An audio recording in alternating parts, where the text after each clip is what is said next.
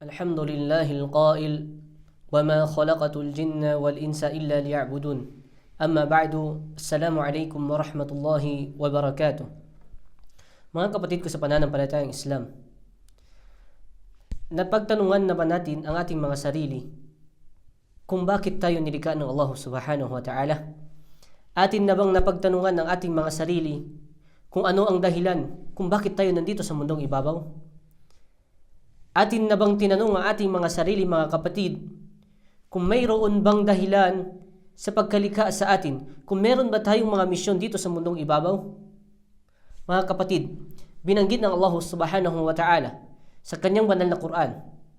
Ika ng Allah subhanahu wa ta'ala, "Afahasibatum annama khalaqnakum abatha wa annakum ilayna la turja'un?"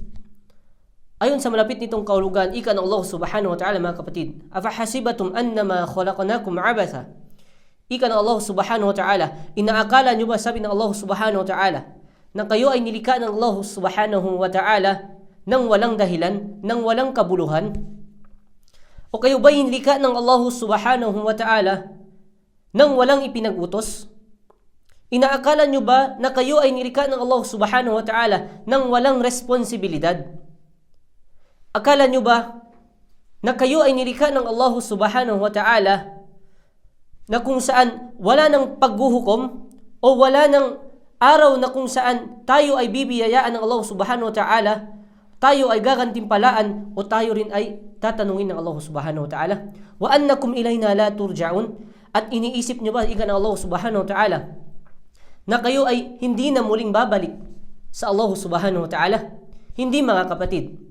Sapagkat binanggit ng Allah subhanahu wa ta'ala sa kanyang banal na Quran, sa Surah Adh-Dhariyat, ika ng Allah subhanahu wa ta'ala, "Wama khalaqatul jinna wal insa illa liya'budun." Sabi ng Allah subhanahu wa ta'ala sa malapit nitong kahulugan, hindi ko, ika, sabi niya, "Wama khalaqatul jinna wal insa," at hindi ko, sabi niya, ika, nilikha, sabi niya, ang mga jin at ang mga tao, ang sangkatauhan. Ang jin, ito na yung mga engkanto, mga kapatid.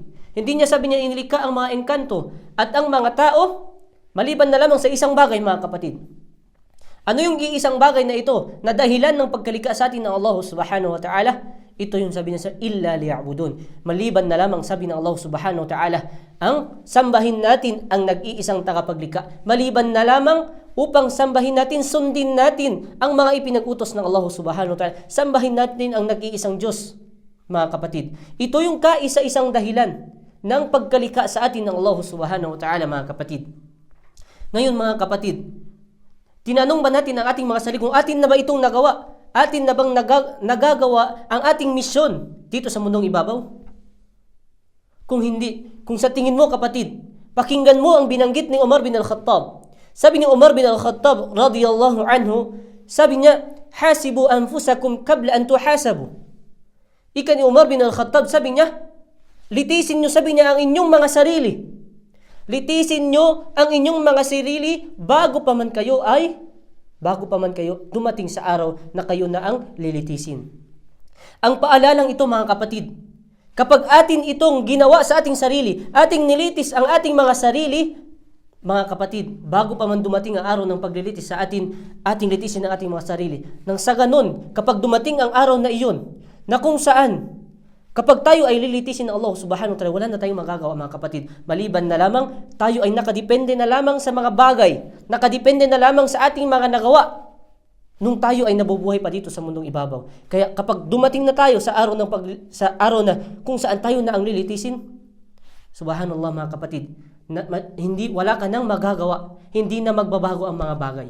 Kaya, mga kapatid, tandaan mo palagi, kapag mayroon kang nakita, tandaan mo palagi ang paalala ni Umar bin al-Khattab radiyallahu anhu.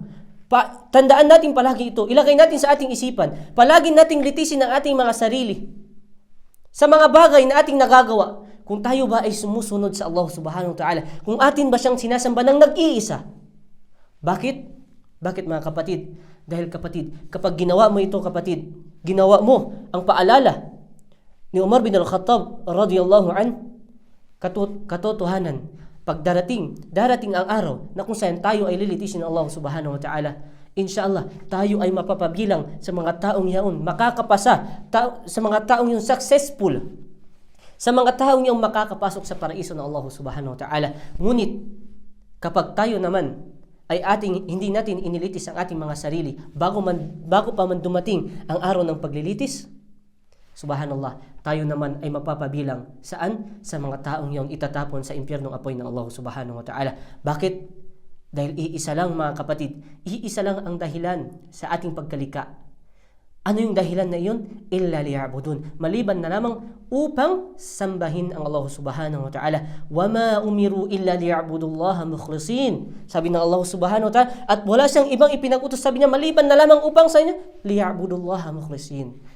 Maliban na lamang upang sambahin ang Allah subhanahu wa ta'ala, sundin ang kanyang mga ipinag-utos, at iwanan ang mga bagay na ang mga bagay na pagtatambal sa Allah subhanahu wa ta'ala at ang mga bagay na kanyang ikinamumuhian, mga kapatid. Kaya, mga kapatid ko sa pananampalatayang Islam, inshallah subhanahu wa ta'ala, ating litisin ang ating mga sarili bago pa man tayo dumating sa araw na tayo na ang lilitisin. Wa hada wallahu ta'ala a'lam. Assalamu alaikum wa rahmatullahi wa barakatuh.